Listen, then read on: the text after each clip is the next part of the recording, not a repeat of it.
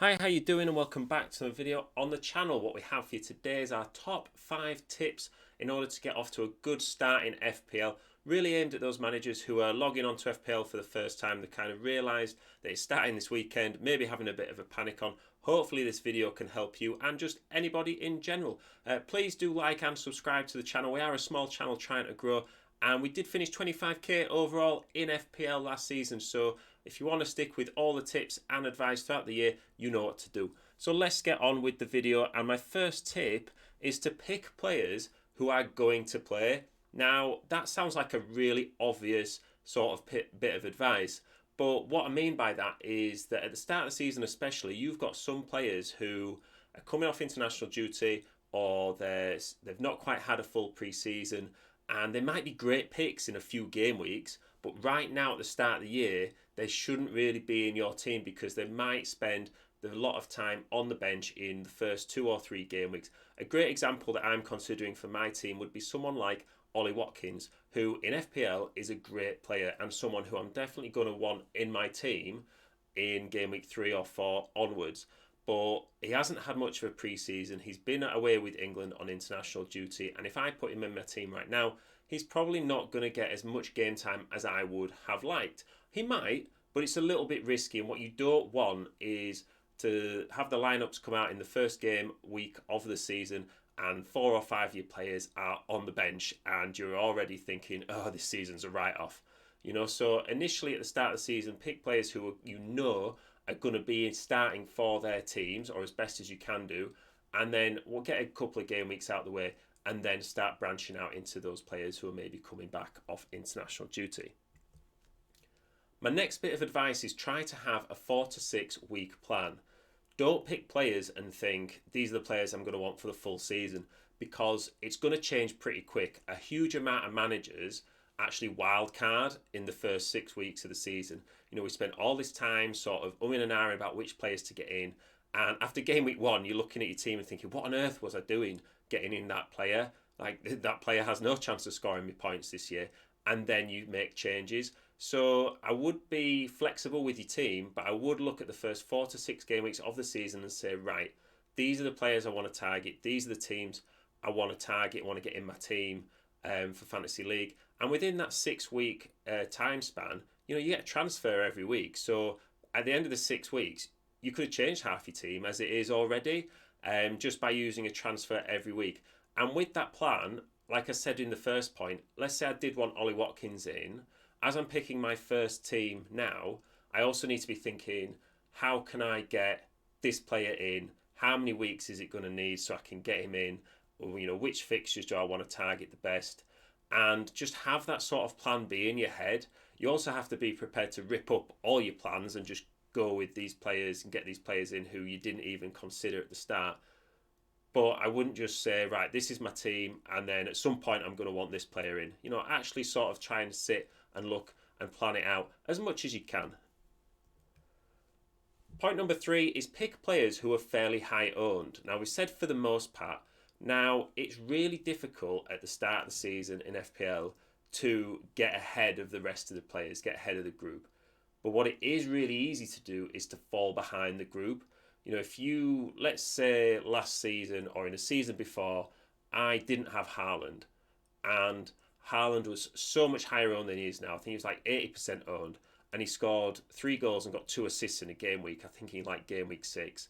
And I didn't have him, and everyone else had him and captained him. So that is me 50 points behind everybody else. And then I'm thinking, how on earth do I get this rank back? Because even if I got Haaland in, well, everyone else has Haaland in, so all that's doing is I'm not falling even further behind. I'm not actually closing the gap.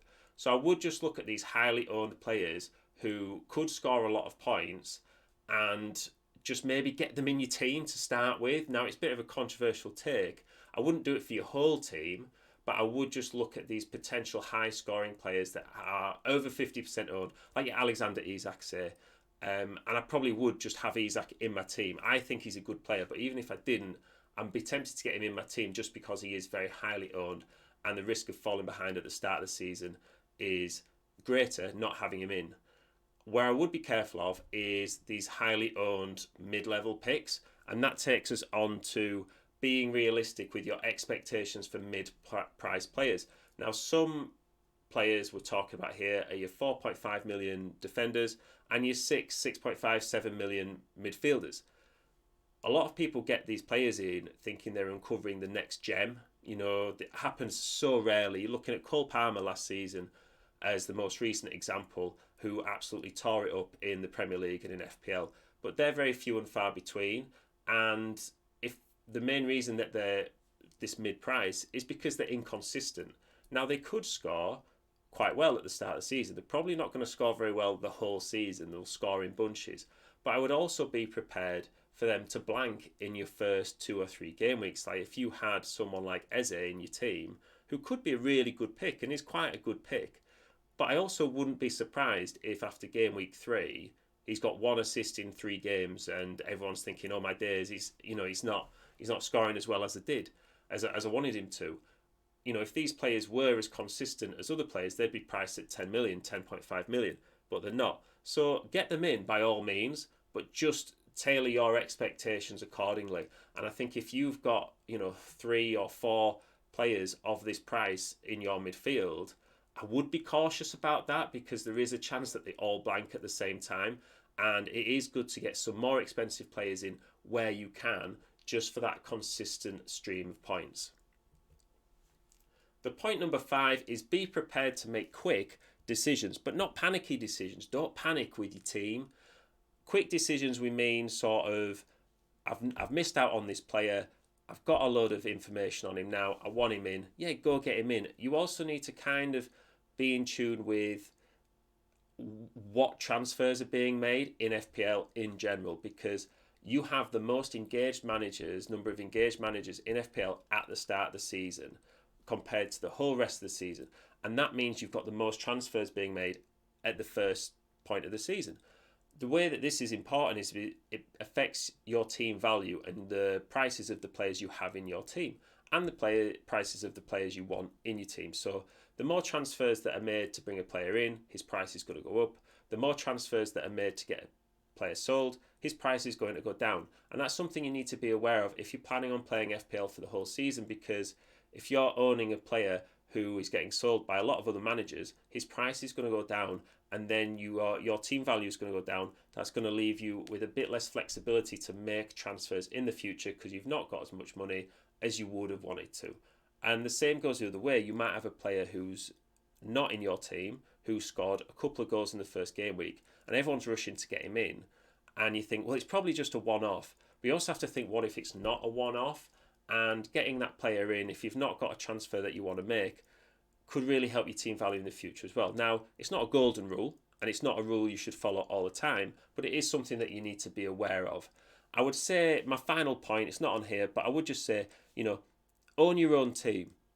FPL is a game, so go and enjoy it. We take it seriously, and that's great. I take it seriously, and I get caught up in it as well, so I need to take this advice sometimes as well, but it is just a game. And I would rather, do poorly in FPL by making my own decisions than base my transfers and all my decisions and my team selection on what other people are saying and then still do just as poorly, if that makes sense. So, take on all the advice you can, take on all the bits of information you can, but at the end of the day, it's your team, so you make the decisions. So yeah, hopefully that's helped you out. Hopefully it's not been too long. If you are new to the channel, please do like and subscribe. Check out our latest draft. It should be on the screen right about now. And please, do subscribe if you can. It's a small channel trying to grow, and it really does make the difference. And it is free to subscribe, and you'll keep up to date with our team all year. So thank you very much for listening. Good luck if you're picking your team, and good luck in this FPL season. I hope it's a good one for you, and I will see you in the next one.